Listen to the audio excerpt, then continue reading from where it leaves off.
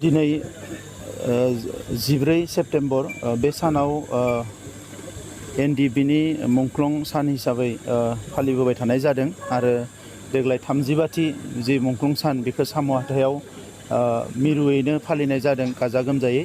आङो बे सानाव एनडिबिनि जि मोनसे गोलाव समनि जांख्रिथाय बेवहाय जाय बिथांमोना अबथिरा जिउ गारलांबाय, जाय बिथांमोना हारिनि थाखाय गावखौनो बावलांबाय, बिथांमोननि बयनिबो जिउ सोलेरा जाहाथे सोरगोआव अराय आलो गोजोनै थायो बिनि थाखाय आङो अबंलावरिनि खाथियाव आर'ज गाबदों आरो मुंख्लं नखरफोरनिसिम आंनि गोथौ दुखु मोननाय, अननाय आरो सिबिनायखौ आं बावहरदों। बिथांमोननि जि थै आरो जिउनि बेसेन बेयो ओरैनो थाङाखै।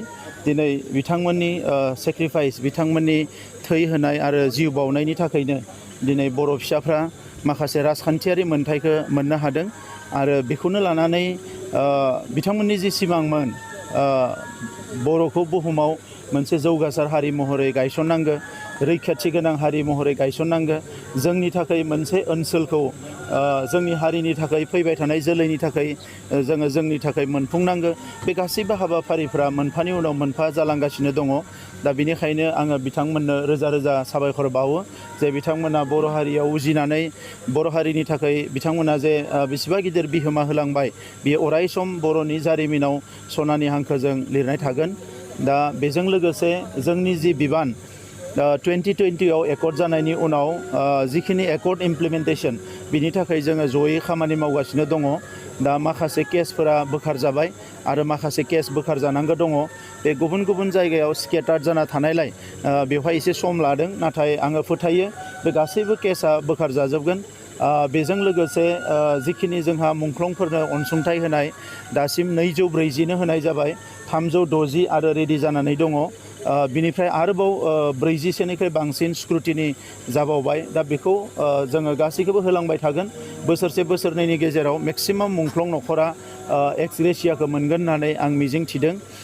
बिनि अनगायै जिखिनि जोंहा जोंनि बे सोमावसारनाय जांख्रिथायखौ अराय सम इयुन जोलैया मिथिजासे जों बेखौ गोजोर खालामनानै दोनलांनो थाखाय नैबे साम' हाथायावनो मोनसे बर' बिटिआर एकर्डनि गोरोबथानि बायदियै मोनसे मेम'रियेल मिउजियाम, मार्टियार मेम'रियेल मिउजियाम मोनसे बेवहाय जागोन आरो बिनिनो दिनै अन्थाइ खाम्फाखौ गायसननाय जादों आरो बे मिउजियामाव जेसेबां मुंख्लं जाबाय बिथांमोननि मुङा बेवहाय लिरनाय थागोन।